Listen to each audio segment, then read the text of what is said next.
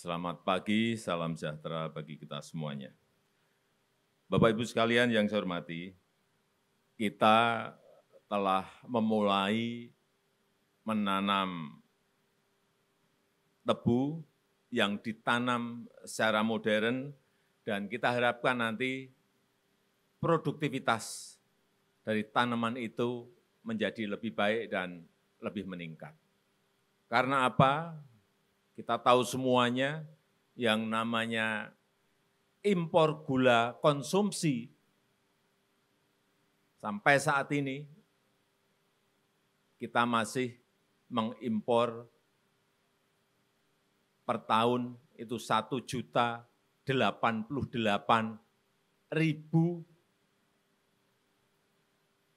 ton per tahun, sebuah jumlah yang sangat besar. Itu baru yang untuk konsumsi. Yang untuk industri itu 3.569.000 ton per tahun. Padahal kita tahu di tahun 1800-an Indonesia ini adalah raja gula. Ekspor kita kemana-mana, ke semua negara saat itu. Pertanyaannya, kenapa dari yang dulu mengekspor, kok sekarang mengimpor? Ini pasti ada sesuatu yang salah yang harus kita luruskan. Oleh sebab itu saya perintahkan kepada Pak Menteri BUMN untuk menyiapkan bibit-bibit dengan varietas yang paling baik. Oleh sebab itu kita bekerja sama dengan Brasil untuk ini, yang sudah memiliki pengalaman yang baik dalam manajemen mengenai tebu dan pergulaan. Kita harapkan dengan cara penanaman yang baik, yang modern ini, dalam 5 tahun ke depan, kita bisa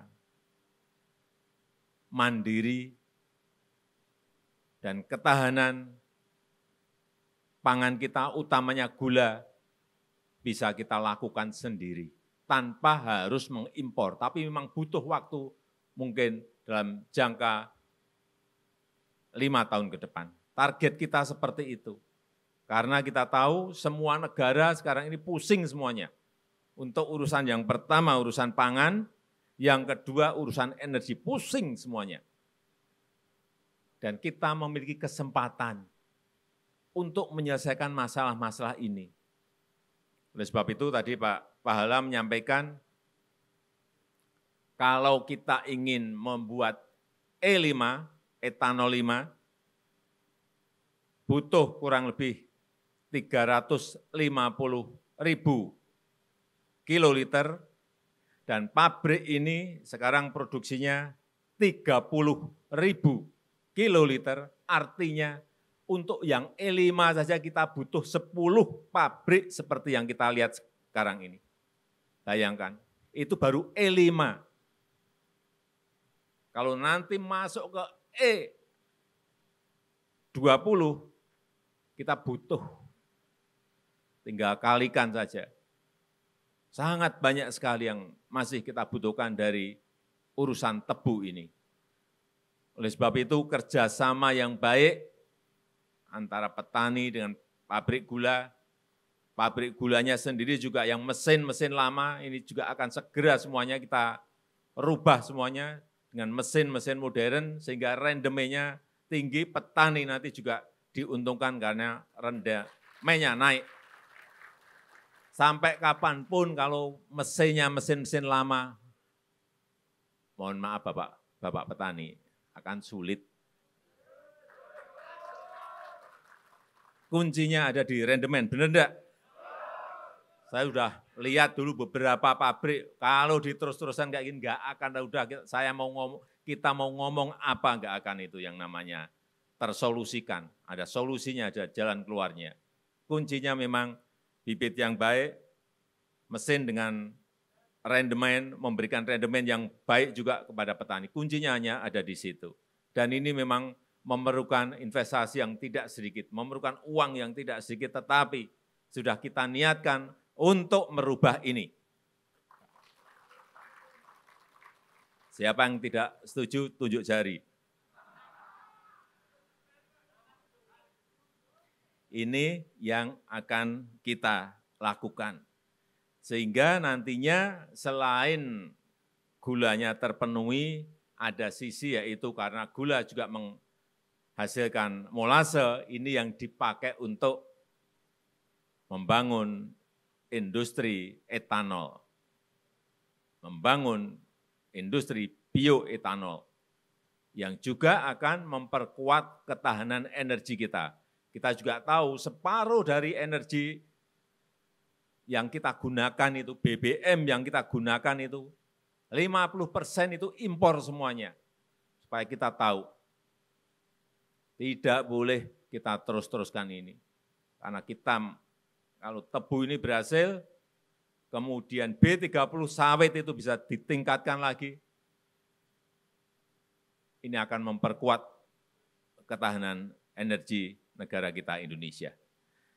Saya rasa itu yang ingin saya sampaikan dalam kesempatan yang baik ini, dan dengan mengucap Bismillahirrahmanirrahim, pada pagi hari ini saya nyatakan dimulai bioetanol tebu untuk ketahanan energi. Terima kasih. Wassalamualaikum warahmatullahi wabarakatuh. Kita ini satu-satunya perusahaan energi baru terbarukan yang kita punyai. Artinya BUMN baru kita ya di Enero ini. Jadi semangat kita adalah bagaimana kita mendukung ketahanan pangan dan energi di saat yang bersamaan. Karena kita bagian dari PTPN Group, di mana PTPN-nya focusing di gula, lainnya hasil sampingnya. Kalau pengolahan tebu menjadi gula itu kan ada hasil samping berupa molasses. Molasses inilah yang kita convert menjadi etanol.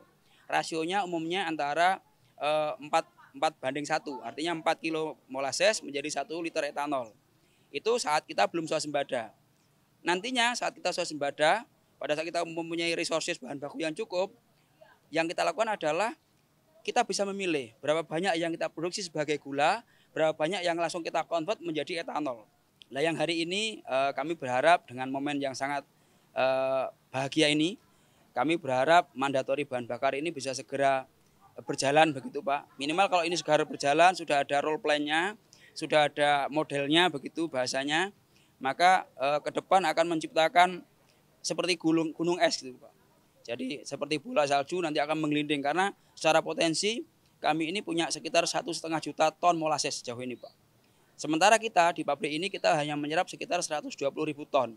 Artinya potensinya masih sangat luas. Even kita sambil jalan paralel dengan swasembada gula, kita tetap bisa mendukung ketahanan energi. Itu bahasanya Pak. Pada dasarnya Pertamina siap sebagai off-taker dari produksi bioetanol ini. Pertamina setiap tahunnya menjual sekitar 29 juta untuk Pertalite, sekitar 2-3 juta Pertamax, dan itu bisa kita jadikan sebagai komponen blending untuk produk-produk Pertamina tersebut.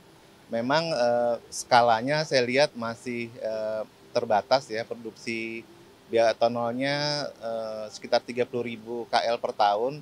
Namun demikian, untuk lokasi sekitar Surabaya dan Jawa Timur, saya rasa itu cukup untuk kita gunakan. Tentunya kami mengharapkan produksi ini kualitasnya masuk ya, harus on spec sesuai dengan standar.